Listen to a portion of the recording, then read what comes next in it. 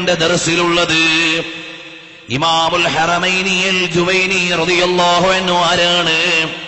നമ്മുടെ ശാഫിഈ കർമ്മശാസ്ത്രത്തിലെ വലിയ തുല്യമായ നേതാവാണ്. നമ്മൾ ഒരു മസ്അല ചോദിച്ചാൽ നാട്ടിലെ ഒരു പണ്ഡിതനോട് പോയി ഒരു മസ്അല ചോദിക്കുന്നു. ആ മസ്അല ചോദിക്കുന്ന നേരത്തെ നാട്ടിലെ ഉസ്താദ് ഫത്ഹുൽ മുഈൻ എടുത്തു നോക്കുന്നു. ഫത്ഹുൽ മുഈൻ എടുത്തു നോക്കിയിട്ട് പറയും, ഇന്നതിൽ ഇങ്ങനെയാണുള്ളത്. നിസ്കാര ശേഷം ദുആ ഉണ്ടോ? ദുആ ഉണ്ടോ? അതേ, നിസ്കാരത്തിന് ശേഷം ദുആ ഉണ്ട്, ദിക്റുമുണ്ട്.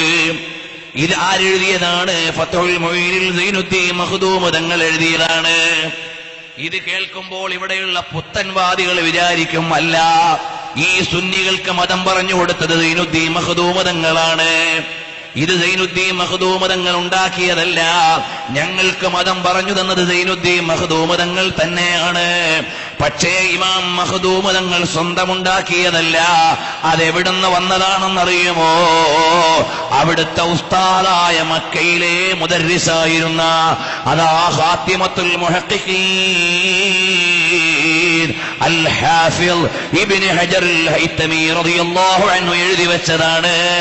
അതിൽ നിന്നാണ് മഹാനായ സൈനുദ്ദീൻ മഖ്ദൂം തങ്ങൾ തുഹഫ എഴുതിയത്. അപ്പോൾ ഇവിടുത്തെ പുത്തൻവാദികൾ ചോദിക്കും, അല്ല, നിങ്ങൾക്ക് മതമുണ്ടാക്കി തന്നത് ഇബ്നു ഹജർ തങ്ങളാണോ? അല്ല, അല്ല, ഇബ്നു ഹജർ തങ്ങൾ പറഞ്ഞു തന്നതാണ്, ഉണ്ടാക്കിയത് അവിടുന്നല്ല.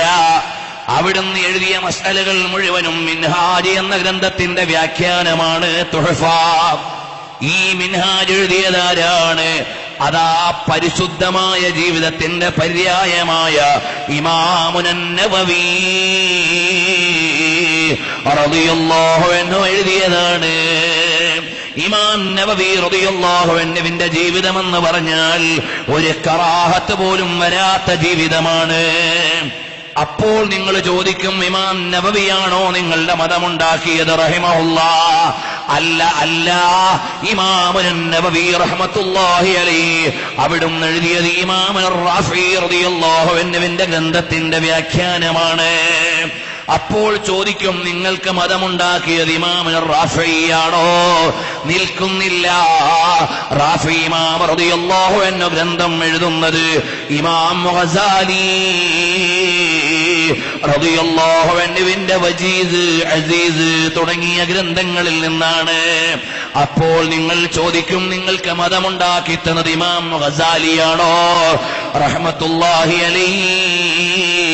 അല്ല, അല്ല, ഇമാം ഗസാലി തങ്ങൾ ആ ഗ്രന്ഥം എഴുതിയത് ഇമാമുൽ ഹറമൈനി അൽ ജുവൈനി റളിയല്ലാഹു അൻഹുവിന്റെ നിഹായത്തുൽ മത്ലബി ഫീ ദിറായത്തിൽ മദ്ഹബ് എന്ന ഗ്രന്ഥത്തിൽ നിന്നാണ്. അപ്പൊ ഇമാം ഹറമൈനിയാണോ നിങ്ങൾക്ക് മതം ആധികാരികമായി ഉണ്ടാക്കി തന്നത്? അവിടുന്ന് പറഞ്ഞു തന്നതാണ്. അവലംബമേതാണ്? ഇമാമുൻ ശാഫിഈ റളിയല്ലാഹു അൻഹുവിന്റെ ഗ്രന്ഥങ്ങളാണ്. ഇമാമുൻ ശാഫിഈ തങ്ങൾക്ക് എവിടുന്ന് കിട്ടിയതാണ്? ഇദാ സഹൽ ഹദീസ് ഫദാക മദ്ഹബി. അത് ഖുർആനിൽ നിന്നും ഹദീസിൽ നിന്നുമാണ്, അല്ലാതെ വേറെ ഒന്നും ഇമാമുൻ ശാഫിഈ തങ്ങൾ പറഞ്ഞിട്ടില്ല. അപ്പോൾ ഫത്ഹുൽ മുഈനിൽ പറഞ്ഞ ഒരു മസ്അല അതെത്തിച്ചേരുന്നത് ഖുർആനിലേക്കാണ്, അതെത്തിച്ചേരുന്നത് ഹദീസിലേക്കാണ്, അല്ലാതെ ആ പണ്ഡിതന്മാരുടെ സ്വന്തം അഭിപ്രായമല്ല. ബിദ്അത്തുകാർക്ക് മതം പഠിക്കാൻ നേരം കിട്ടിയില്ല. സുന്നത്ത് ജമാഅത്തിന്റെ വിരോധികൾക്ക് മതത്തിന്റെ ചരിത്രം അറിയില്ല, ഇസ്ലാമിന്റെ പാരമ്പര്യം അറിയില്ല, തൗഹീദ് എന്താണ് എന്നറിയില്ല. നിങ്ങൾ ആലോചിച്ചു നോക്കണം. ഞങ്ങളുടെ ഭാഗത്തൊക്കെ ഇപ്പോൾ ചില ബിദ്അഈ കക്ഷികൾ സുന്നത്ത് ജമാഅത്തിന്റെ ആളുകളെ മുഴുവനും ശീഈയാക്കാൻ ശ്രമിക്കുന്നുണ്ട്. ഇവിടെയും ഒറ്റപ്പെട്ട ചില പ്രചാരണങ്ങൾ ഗ്രന്ഥങ്ങളിലൂടെയും മറ്റും വരുന്നുണ്ട്. അഹ്ലുസുന്നത്തി വൽ ജമാഅത്തിന്റെ ശരിയായ ആശയാദർശങ്ങൾ വേണ്ടതുപോലെ പഠിക്കാൻ സമയം കിട്ടാത്തതിന്റെ പേരിൽ, അല്ലെങ്കിൽ അറിയാത്തതിന്റെ പേരിൽ അല്ലാഹുവിന്റെ മഹാന്മാരായ ആലിമീങ്ങളെ തെറ്റിദ്ധരിക്കുകയോ സുന്നത്ത് ജമാഅത്തിനെ തെറ്റിദ്ധരിപ്പിക്കുകയോ ചെയ്യുകയാണ്. നമ്മളുടെ കയ്യിലുള്ള പാരമ്പര്യ ഇസ്ലാം നബി സല്ലല്ലാഹു അലൈഹി വസല്ലം തങ്ങളിൽ നിന്നും സ്വഹാബത്തിന് കിട്ടിയതാണ്. അവിടെ നിന്ന് കൃത്യമായ ഒരു താവഴിയിലൂടെ ആലിമീങ്ങളിലൂടെ ാണ്. ബാക്കിയുള്ളതെല്ലാം എവിടെയോ വെച്ച് വഴിമാറിപ്പോയതാണ്. സാധാരണക്കാരായ ജനങ്ങളോട് വളരെ വിനയത്തിന്റെ ഭാഷയിൽ അറിയിക്കുകയാണ്. ഇമാമുന ശാഫിഈ റളിയല്ലാഹു അൻഹു ഏതൊരു ആദർശത്തിലാണോ ജീവിച്ചത്, ഇമാമുൽ അഅ്ലം അബൂ ഹനീഫ റളിയല്ലാഹു അൻഹു ഏതൊരു ആദർശത്തിലാണോ ജീവിച്ചത്, അതേ ആദർശമാണ് സൈനുദ്ദീൻ മഖ്ദൂം തങ്ങൾ പരിചയപ്പെടുത്തിയത്. അതേ ആദർശം ഇവിടെ സുന്നത്ത് ജമാഅത്തിന്റെ ആലിമീങ്ങൾ വെച്ച് പുലർത്തുകയും പ്രചരിപ്പിക്കുകയും പരിപാലിക്കുകയും ചെയ്യുന്നത്. അതിൽ നിന്ന് വഴിമാറി സഞ്ചരിക്കുന്നതെല്ലാം തെറ്റായ ആശയത്തിലേക്ക് പോയവരാണ്. ഈ തെറ്റായ ആശയത്തിന്റെ ആളുകളാണ് ലോകത്ത് മുഴുവനും ഇസ്ലാമിനെ ഭീകരവാദമാക്കി മാറ്റിയത്. ഇപ്പൊ നിങ്ങൾ നോക്ക്, ഇസ്ലാമിന്റെ കക്ഷികൾ രണ്ട് ചേരിയായി യുദ്ധം നടക്കുക ലോകത്തെല്ലായിടത്തും. യമനിൽ ആരൊക്കെ തമ്മിലാ യുദ്ധം? പേര് നോക്കിയാൽ മുസ്ലിങ്ങൾ തമ്മിലാ. ഈജിപ്തിൽ ആരൊക്കെ തമ്മിലാ പ്രശ്നം? പേര് നോക്കിയാൽ മുസ്ലിങ്ങൾ തമ്മിലാണ്. അതുപോലെ സിറിയയിൽ ആരൊക്കെ തമ്മിലാണ് യുദ്ധം? പേര് നോക്കിയാൽ മുസ്ലിങ്ങൾ തമ്മിലാണ്. ഈ ലോകത്ത് മുഴുവനും യുദ്ധം വിനാശമുണ്ടാക്കിയതാരാണ്? സാക്ഷാൽ വഹാബിസം എന്ന തീവ്രവാദി പ്രസ്ഥാനമാണ്. IS ആയാലും ബോക്കോ ഹറം ആയാലും ഇന്ന് നമ്മൾ ദിനേന പത്രത്തിൽ വായിച്ചുകൊണ്ടിരിക്കുന്ന ഈ തീവ്രവാദി പ്രസ്ഥാനങ്ങൾ മുഴുവനും വഹാബി പ്രസ്ഥാനത്തിന്റെയും സലഫി മൂവ്മെന്റിന്റെയും സന്താനങ്ങളാണ് എന്ന് കൃത്യമായ ചരിത്രം വെച്ചുകൊണ്ട് പറയാൻ കഴിയും. നിങ്ങൾ ശരിക്കും മനസ്സിലാക്കണം. ബഹുമാനപ്പെട്ട മാലിക് ദീനാർ റളിയല്ലാഹു അൻഹു കേരളത്തിൽ കൊണ്ടുവന്ന ഇസ്ലാം തീവ്രവാദമല്ല, ഭീകരവാദമല്ല.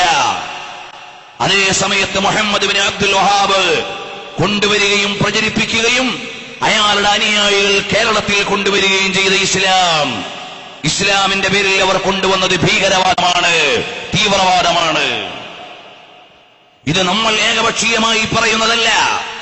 സക്കറിയ അദ്ദേഹത്തിന് നബിയുടെ നാട്ടിൽ എന്ന പുസ്തകത്തിൽ എഴുതിയത് നിങ്ങൾ വായിക്കുക. അലീം മംദാനി അദ്ദേഹത്തിന്റെ ഗുഡ് മുസ്ലിം ആൻഡ് ബാഡ് മുസ്ലിമിൽ എഴുതിയത് വായിക്കുക. വഹാബിസം എന്ന പേരിന് ഇവിടെയുള്ള ഡിക്ഷണറികൾ നേരത്തെ കൊടുത്തിട്ടുള്ള പരിഭാഷകളും വ്യാഖ്യാനങ്ങളും നിങ്ങൾ വായിക്കുക. വഹാബി എന്ന് പറഞ്ഞാൽ ഒരു ടെററിസ്റ്റ് മൂവ്മെന്റ് ആണ് എന്ന് നിങ്ങൾക്ക് വായിക്കാനും മനസ്സിലാക്കാനും കഴിയും. മുസ്ലിം സമുദായത്തെ അരുങ്കൊല ചെയ്തവരാണ് വഹാബി പ്രസ്ഥാനം. ത്വായിഫ് ആക്രമണ സമയത്ത് പിഞ്ചോമന മക്കളെ തൊട്ടിലിൽ കിടത്തിയിട്ട് അരുങ്കൊല ചെയ്തു കളഞ്ഞവർ, മഹാന്മാരുടെ മഖ്ബറകൾ നിഷ്ഠൂരമായി തകർത്ത് കളഞ്ഞവർ, ഇതെല്ലാം മക്കയുടെയും അതുപോലെ തന്നെ സൗദി അറേബ്യയുടെയും ഇന്നലകളുടെ ചരിത്രത്തിൽ നിങ്ങൾക്ക് വായിക്കാം. അതുകൊണ്ട് പാരമ്പര്യപരമായ ഇസ്ലാം എന്നും ഇവിടെ സമാധാനത്തിന്റെ മതമാണ്. ഇവിടെ മഹാന്മാരായ സുന്നത്ത് ജമാഅത്തിന്റെ ആലിമുകൾ സമാധാനത്തിന്റെ മതമാണ് പ്രചരിപ്പിച്ചത്. അതേ സമയത്ത് ആഗോളതലത്തിൽ നിങ്ങളൊന്ന് ആലോചിച്ചു നോക്ക്. യമനിൽ നിന്ന് പോരാട്ടം നടക്കുന്ന രണ്ട് കക്ഷികളും മുസ്ലിങ്ങളല്ലേ പേര് വരുമ്പോൾ പത്രത്തിൽ കാണുന്നത്?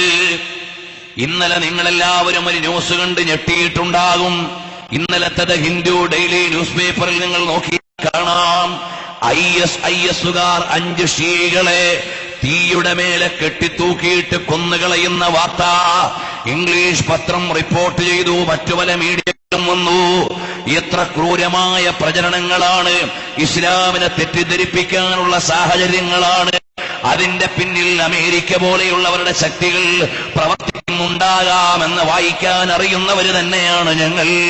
പക്ഷേ ഇസ്ലാമിനെ തീവ്രവാദമായി അവതരിപ്പിക്കാൻ കാരണമായത് മുഴുവനും ഈ സലഫി മൂവ്മെന്റുകളാണ്. ഇനിയും സുന്നത്തു ജമാഅത്തിന്റെ ചെറുപ്പക്കാരത് തിരിച്ചറിയണം. സമാധാനത്തിന്റെ വഴിയിൽ അല്ലാഹുവിന്റെ വജ്ഹിന് വേണ്ടി പ്രവർത്തിക്കണം. ലില്ലാഹി എന്ന ചിന്തയിൽ നമ്മൾ കഴിഞ്ഞുകൂടണം എന്ന വിചാരം നമ്മുടെ ജീവിതത്തിൽ ഉണ്ടാകണം. എല്ലാ രഹസ്യവും പരസ്യവും അറിയുന്നവനാരാണ്? അല്ലാഹു ജല്ല ജലാലുഹു.